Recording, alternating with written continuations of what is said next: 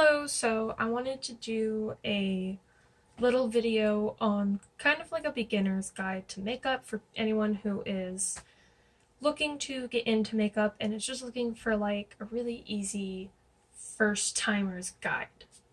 I've had a couple of people ask about like how I do my eyebrows and how I do like my eyeshadow and all kinds of different things, and a lot of the people who ask me this stuff are people who have rarely ever worn makeup or have never done makeup at all. So before we get into like all of the fun stuff with like lipsticks and eyeshadows, I think it's a good idea to have kind of a basis down of how to do makeup. And so that's what this is going to kind of be. It's going to be on the cusp, so it's not scripted or anything, so if I make mistakes or I stumble over my words, that's just kind of how it's going to be. I'm going to include a lot of tips for like what kind of brands you should get, what kind of makeup you should get, brushes, as well as some routines that you should follow, besides even just putting on makeup. So I think it's a really good idea that if you're new to makeup and just starting out, stick with cheaper brands, because you might find that you don't like wearing makeup as much as you thought you would, or maybe like you make a lot of mistakes and you end up wasting a lot of product. So I think it's best to start out with some lower end brands before you start moving into the really expensive stuff, because it would really suck to spend like $50 on, a makeup palette that you end up never touching again because you discover you don't really like wearing makeup that much. Maybe you don't like the feel of it, or you didn't like the colors or the consistency. So it'd be better to find that out with makeup you spend $10 on instead of, $50. So these are all going to be mostly drugstore brands. There are nice brands I really do recommend if you find that you love makeup and you want to upgrade your stuff. But we'll keep it easy for now. So I guess the first thing would be to make sure that you have a nice clean face. You don't need to like scrub your face, like you don't need to cleanse or anything like that. Especially because that actually gets rid of so much moisture on your face and so many oils that your makeup ends up having nothing to stick to. So it just kind of wants to glide off your face. So you just want to kind of surface clean with some faucet water or whatever. Pat dry, make sure your face is nice and dry. And also wash your hands. That's one thing a lot of people don't do before putting on makeup, and you should, because you're going to be touching your face a lot, and a lot of bacteria ends up on your hands that you then transfer to your face, that then transfers to your makeup, to your brushes. So you want to reduce as much bacteria transfer as you can. So definitely make sure you wash your hands, which don't touch a cat like I am. But I did already wash my face and hands, which I probably should again, but whatever. We'll just break my own rule and not do that. So I would suggest getting like a headband. I just have this one. You can find these pretty much anywhere, just Walmart, Walgreens, Target, your general drugstore, grocery store really will probably have these. If you live in a really specific area where they wouldn't carry this stuff, you could probably find them at like a hair supply store, like Sally's. But yeah, so soft headband, just get your hair out of the way. If you've got long hair that'd be in your way, mine's just kind of crazy. So the brushes I'm using are e.l.f. brand brushes. You can buy them in a predetermined pack. I want to say it's like $12, which is hardly anything, and it comes with pretty much every brush you'll ever need. They're pretty nice. They're all synthetic, so if you're like vegan or against animal cruelty and stuff like that, you don't have to worry about that. They're not gonna be using any animal products. But the pack comes with like a whole bunch of different brushes, more than you'll probably ever even need, to be totally honest, for super cheap. And they're pretty decent brushes. For what you're paying for them, they're really good. If you did want to move up to a little bit nicer brush, I do really recommend like Morphe brushes are really nice and come with a lot of variety at a very nice price point for their quality. So they're a good value. If you want to go even higher up than that and start spending big bucks, you could look at MAC brushes, but those are expensive. I don't even own any MAC brushes. I just know that they're good from what I've heard, and the few friends that have them that I've like felt them, they're really nice, but they're expensive, so I don't even own those. I have one Morphe brush, and then the rest are all e.l.f. brushes, which work just fine. So in the pack, if you do decide to get that, it's going to come with like one of these, a really big powder brush. You will need one of those. Now, I use the blush brush in it for highlighter. You can get a fan brush instead separately if it doesn't come with one. The brushes I have are really old, so they may have changed the newer packs to reflect more of like modern makeup trends. So maybe now it does come with a fan brush, but back in the day you didn't really use a fan brush for much. And I mean, these are really super old. So I use this for highlighter. It works just fine. If you want to, if it's still exactly the same when it comes with this, you can use that for highlighter, or you can get your own fan brush. It's going to come with this eye blending brush, which I actually use to do kind of like small touches of things. You can use it for eye blending, but I think it's honestly a little too soft and fluffy. It doesn't give enough blend, just kind of makes it patchy in my opinion. But it's really good for like putting highlighter like on the corners of your eyes and like your Cupid's bow. So I really like it more for like little touches of things or like little bits of color. Just because it's a little bit more detailed with its shape and size. So it'll come with that, and I believe it'll come with an eyeshadow brush. Looks like this. Works just fine for eyeshadow. I have a Morphe one I use a little bit more because again it's a little bit nicer, but until you become more familiar with makeup and you're like, yeah, these are the brushes I want to use, this is what I like, I think it's a good idea to just stick with cheaper and then upgrade later. Because what you'll find is a lot of the brushes have suggestions of what you're supposed to use them for. Like I said, like this one says eye blending, and I really don't, here, I don't know if you can see it that well. This one says eye blending on it, but I rarely ever use it for that purpose. You know, the nice thing with higher end brushes, they rarely ever tell you like this brush is meant for this. They just usually have like a number system on them, so that way you know what kind of number to get for a certain shape or look. But don't get married to the idea of like you can only use this brush for this purpose. Anyway, so the other thing I got was I got separately from this pack of like 12 it comes with. This is an e.l.f. brush as well. You can get these at Target or Walmart or anywhere. You can buy them online. They're super cheap. I want to say it was like $2. Is this brush here. This is also a blush brush, again from e.l.f. So same company, same purpose, two completely different brushes. You can see one's like super thin and the other one's super fluffy. So I prefer the fluffier one because I prefer a little bit more like blended out look with my blush rather than a really harsh one like what this would do, which is why I don't use it for blush. With this one here, I don't know if the new packs come with this brush. Again, I haven't been up to date with those in a while. They might, but otherwise you can buy it separately. Again, I want to say it's like $2, maybe $3 at most. So super cheap, works really well, all synthetic again. So, and then last but not least, this brush here, which is going to be an angled brush with a little spoolie on the back, I think is what those are called. I could be wrong. I don't know, an eyebrow brush, that's what I call it. Mine's a little dirty. But you're gonna want one of these. I got this at Sally's Beauty Supply for, I want to say, $4. They do have them at like Walmart and Target by other brands. So this is like a non-branded brush. It's not fancy, nothing like that.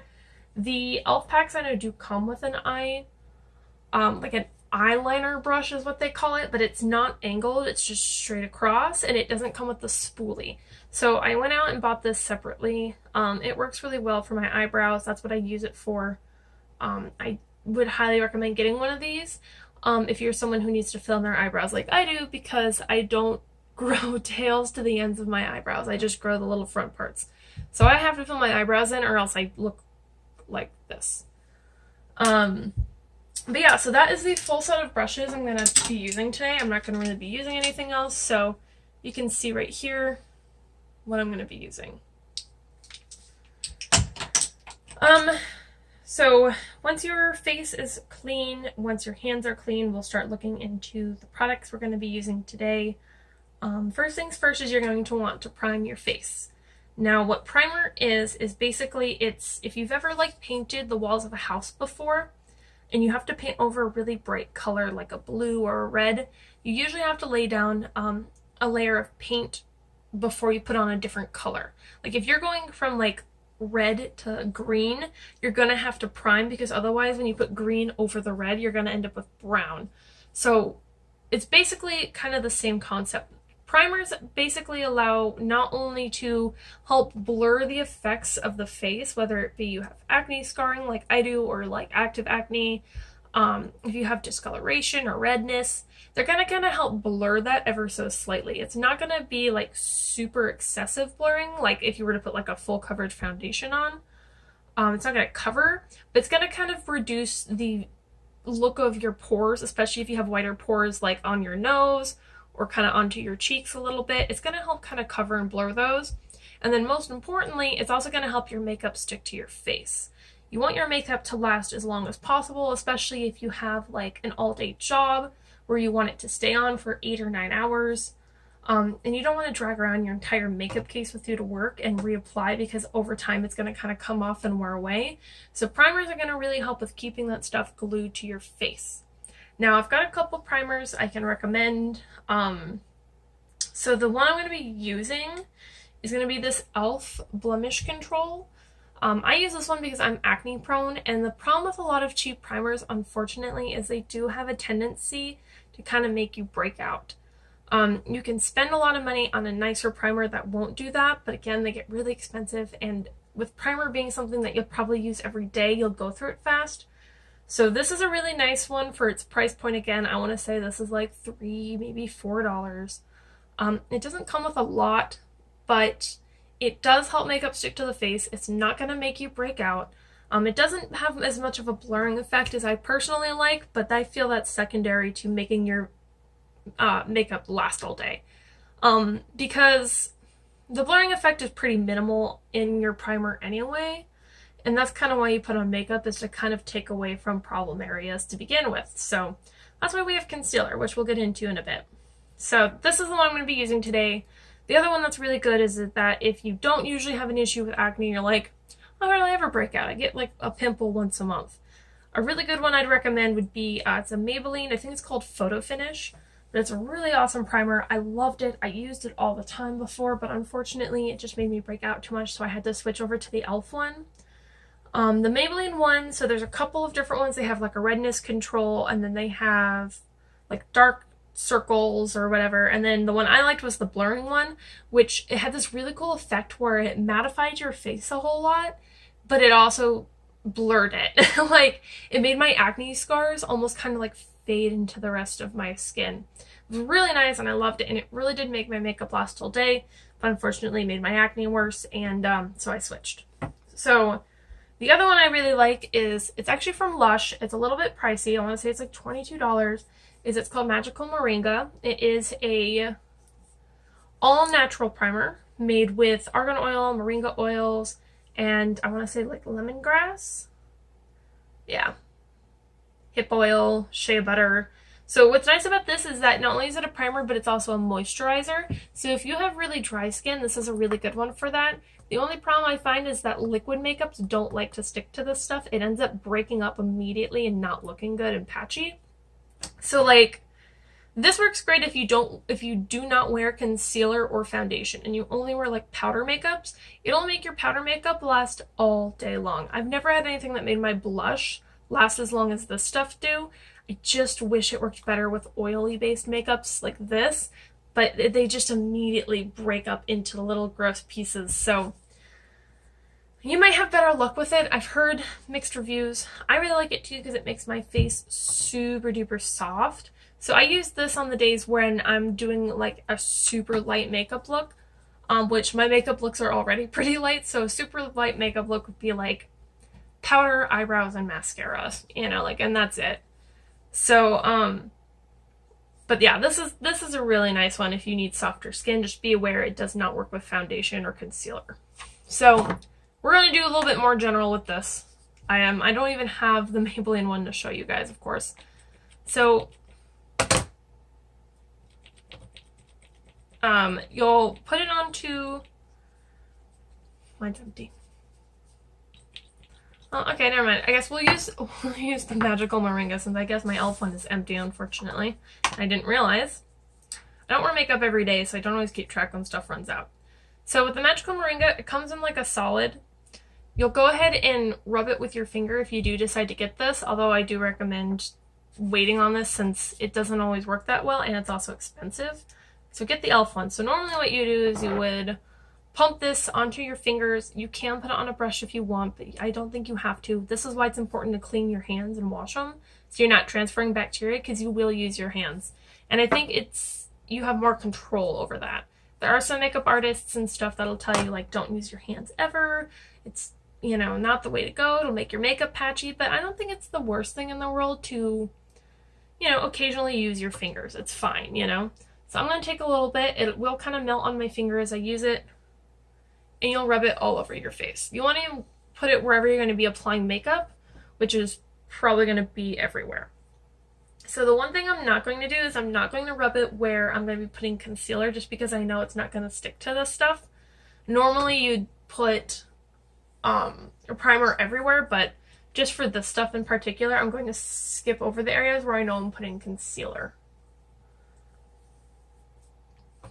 Oh, this stuff feels so good though. It makes me so soft. So soft. So I will also, with all of these things, link them in the, I'll put them in the comment section like a reply thread. So that way it's easy for you guys to just click links and look if you do want to get any of this stuff. If you find that anything you try doesn't work out for you, that's okay. Just keep trying. Again, that's why, start with something cheaper and then work up towards nicer stuff. That way, you don't end up getting something that's $30 and you're like, oh, I don't like this at all. It's better to get an idea of what consistencies you're looking for first with cheaper makeups, and then when you go and buy expensive makeup, you can usually try the samples and you get an idea kind of of what you're looking for. Now, there are eyeshadow primers that exist. I do have one, but I really only like to use that if I'm doing a really complicated look that I'm going to have all day long on my eyes, which I'm not. So I'm not going to be worried about that right now. And I don't think you need to be either, since we're not going to be doing an intense eyeshadow look with this. We're just doing kind of an everyday, sort of light covering, light powdering type look. So once you've done that, and you've primed your whole face, give it a few seconds just to kind of dry down, because they are going to be wet and liquidy. Now, I did have someone ask about spray-on primers. I've never used a spray-on primer, and I'm not sure about those. I haven't even really heard of those. I've only ever used liquids, which soak in like lotions. You are more than welcome to try a spray-on primer, but I'm not going to guarantee it's going to do very well. So, anyhow, moving on. Next we're going to move to concealer. So this is going to be the only liquid makeup I'm going to be using. And I know there's a lot of people who say that not to do this technique. I don't care. I'm not a professional makeup artist, and I make it work for me, and I've never had an issue with it. I'm going to be using concealer and no foundation, which people are probably rolling over right now saying, how could you? The problem I have with foundations is I don't like the heavy feeling of them on my face all day long, as well as the fact that I'm so acne prone. Most foundations just make it worse. So the less kind of oil coverage I can have on my face, the better. So I'm using today, this is a Maybelline Master Conceal. This is the only drugstore concealer I found that is actually pretty decent. Most drugstore concealers are not that good, to be totally honest. So this is a good one to start with, but from there you should probably move up into a little bit more expensive concealer if you can, just because for some reason drugstores have a really hard time making good concealers. I have an excellent drugstore foundation. I had one I used for a long time before that was amazing. So I don't know. I don't know why they can't figure out concealer, but they can get foundation. So this is going to be the only liquid makeup I'm going to be using though today. So this is the Master Conceal Camouflage and Concealer. It's going to be a really heavy concealer. The really important thing with this is you want to make sure you color match as much as possible to your natural skin tone. Normally it can be a little bit off, because normally you would kind of blend it in with your foundation and it would look fine, but because there is no foundation, you're blending it with the natural color of your skin. So you do want this to match as much as possible. You can get two concealers and kind of mix them together if there's colors that aren't quite right, or you can learn how to do foundation, which I might do a video on later if I feel like it. So for concealer, what I like to do is I like to take a little bit A little bit goes a long way. So I'm literally going to put like the tiniest little dot of concealer, hardly anything. You can always put out more if you need to, but it's better to start low and then work up from there, because it's harder to take to, like, I mean, if I put too much concealer on my hand, how am I supposed to put it back in this tiny little bottle? It's going to be impossible. So I'd rather run out and have to put a little bit more and then a little bit more. Then I'm putting a huge glob that then I waste. So start light, and then I'm going to use my finger, which again is a big no-no, but I don't care, to just carefully apply this to a few problem areas. Now, problem areas will vary depending on the person. For me, it's my really dark under eye circles, as well as I have a couple of bad acne spots I'd like to kind of cover here and like on my chin. You don't need to put it over your whole face. There's a lot of people who are like, oh, well, I have flaws everywhere. Look for the biggest ones. Like, this is actually a really good test to figure out which ones are the most obvious, is to look at them in a camera on your phone, because they'll pop out much more than all the other little ones. Like, I've got all these tiny ones right here and on my chin and stuff, but compared to these two huge red ones, I don't even notice those, because the camera doesn't pick up as much high definition as our eyes do, or glasses if you don't have high definition eyes like I do. So anyway, I'm going to take just a little bit. Again, start light. As you can see, there's still a good glob there. I barely took any. This stuff is very heavy, and a little goes a long way. It's much easier to add more if it's too light than it is to take away. So start very, very light. But I like to just take it on a finger. I'm going to use my middle finger. You can use your pointer, your ring, whatever you want. And I'm going to just put two little dots underneath my eyes like that. You don't want to do a big smear like you see these people. Sorry, I'm flipping you guys off. You don't want to do a big smear like you see people do in a lot of makeup videos. That's just way too much makeup. The thing with makeup artists on YouTube is that the makeup they do is meant to look good on camera. It's basically stage makeup, so it's going to be super duper, super heavy. It looks great, but the moment you go out into the light, it looks like you're wearing a mask of foundation and concealer. Like, it's so heavy, and it immediately flattens your face no matter how much you contour it. And it just doesn't look as good in person as it does on a camera with all the perfect lighting. You notice my lighting in here is very yellow, and I think that that's actually better, because this is going to be more like someone's real actual bathroom, not a studio with really nice lighting. So once I've done the two little dots on each eye, which I'm going to do over here as well, again, very light, I'm going to take a little bit more up off my hand here. I'm going to put it over that one and that one. Now, once I've done that, I'm going to, if you've taken enough off your finger, which I've taken quite a bit off, so I'm just going to use the same one. If it's still kind of heavy, wipe a little bit off on your hand again. And then using that same finger or a different one, doesn't really matter, go ahead and start patting it around. You want to do very light pats going in kind of a circular motion and carefully blending into your natural skin tone. This is just ever so slightly lighter on me, but it's not so noticeable that you can see where it is. And then once I put on powder, you're not going to notice it all. I'm going to do this under my eyes as well. Now, if you do have trouble using your finger, you can buy a beauty blender and use that, but I think your finger works just fine for spot treatment, because a beauty blender is basically trying to emulate the natural padded feeling of your finger anyway, and beauty blenders just suck up so much extra product, and you just end up wasting so much makeup in them. I do use one for when I'm doing foundation, but when I'm doing just concealer like this, I just think it's really unnecessary and just soaks up all my concealer and just wastes it. I can make my concealer last much longer by just using my finger. So I'm going to pat under my eyes. Again, it's a little bit lighter, and here you can see it more, but once we add everything else, you won't even notice that. And a lot of people actually prefer to have a little bit lighter under the eyes because it helps brighten them, which helps take away from how dark they are as well. Now you can, if you're wondering about color correcting, that's another thing. I think that's, again, a very extra unnecessary step. It does help in certain aspects if you have like really severe discoloration. Like, a lot of people have super dark under eyes that are like just deep purple the concealer just doesn't cover. that would be a good application for that. But if you're like me and you're a little bit on the lighter tone side and your flaws aren't like super bright in color, I don't think it's totally necessary. So I personally skip it, although I have used color correction before. When I worked an office job, my under eyes got really bad, so I did use them at one point. But anyway, so now that I've got the concealer on, I've blended it in with my finger. Again, just very light, consistent pats. Over here, I like to start in the middle and then work in a circular kind of swirling motion out. You can see, I mean, the flaws are still there, but they're much better covered. They're not so obvious now. You'll never, ever, 100% cover a lifted flaw. So like if you have an acne bump like this here, no amount of concealer or foundation is going to cover that because it's going to cast a shadow.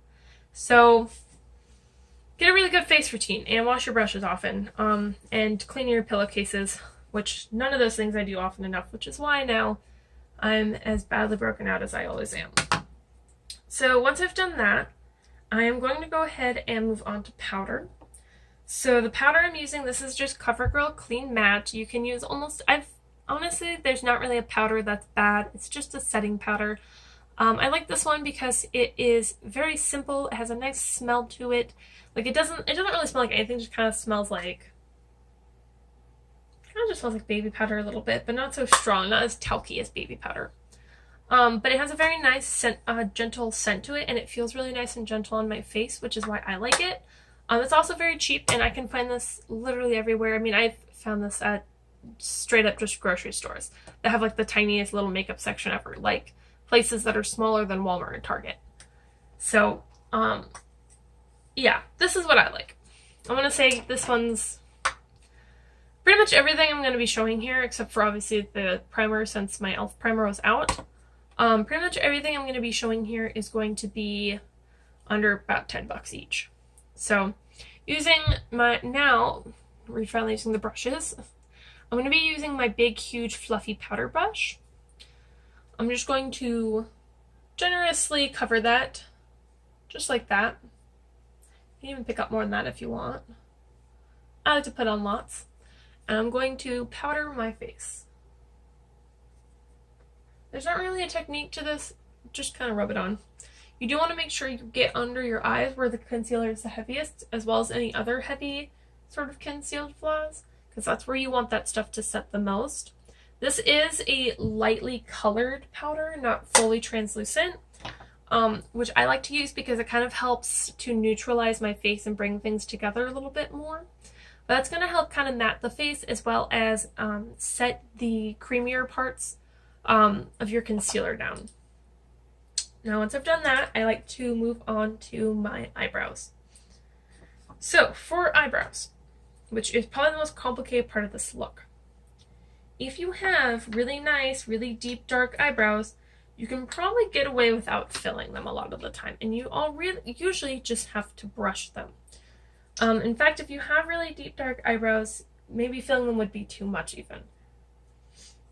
So you'll take the little spoolie and you're going to brush up and out. So kind of diagonal. So kind of like you want to brush it like this direction. I don't like to brush straight up like some people do. I think that looks silly. I don't know if you can see it that detailed. I mean, I'm literally just recording with my phone, but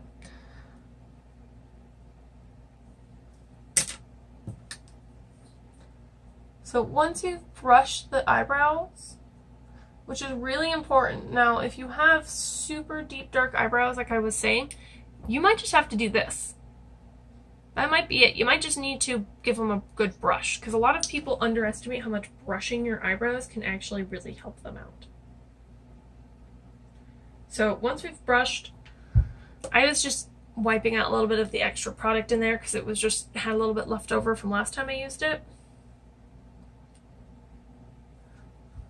Now I am using a pomade. This is a NYX Tame and Frame Tinted Brow Pomade. They come in a couple of different colors. I really like using pomades. I've used pencils, I've used like the liquid brow gels, I've used tons of stuff. I'm really into doing my eyebrows, and nothing I like better than a pomade Heck, I'll even use an eyeshadow. I love using an angled brush. Pencils, I would say, are second best, and I really don't like the gels. You have so little control over them. And even if you have light eyebrows, I just feel like they just don't do much for me. It's obviously going to vary from person to person, so definitely try a couple things and maybe you'll find that you like something else, but I'm definitely a pomade person, so that's what I'm going to show you how to use. So you'll take your brush, you'll dip it in. It's going to be kind of like a thicker consistency, so you have to kind of like almost like scrape with the brush until you have a pretty decent amount of product on there. You can't really see it just because this is a dark brush, but it is there. Sorry, I need to get a little closer to my mirror. And what I'm going to do is I'm going to start at the top of my brow, right here from the front. You don't want to go all the way in here. You want to start from like right where the color starts to be noticeable, which is going to be right there for me.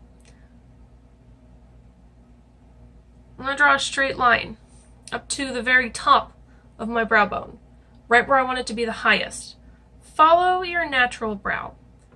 Don't go way out here unless you're trying to be super dramatic. Unless you're doing like a really specific sort of look, stick to your natural brow bone, trust me.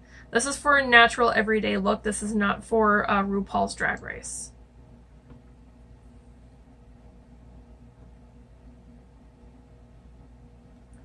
Which the makeup looks on there are fantastic. As problematic as RuPaul is.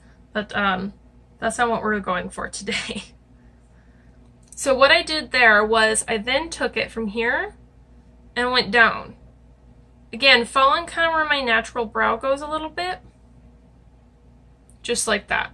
Now if you're having a hard time deciding on what angle to go, you can, before you do that, do the bottom side. Again, starting kind of like from where the color is really noticeable in my brow towards the front, I'm going to draw another line along the bottom. And you see how, as I draw that straight line, how it meets with this angled line I've drawn? Now this is going to be the main part here. Then, here I'm just going to thicken the tail a little bit, but don't thicken it too much. The end of your tail shouldn't go out too much further from here. This right here is a pretty good distance. Any further towards your temple, it's going to be too much. I think this here is probably, yeah, I'd say this is about the max I would go. It's going to be about the length, if you were to go from the corner of your eye to the edge of your eyebrow, the length of like this part of your finger. So like, yeah. So that's a good kind of way to indicate how far you want to go.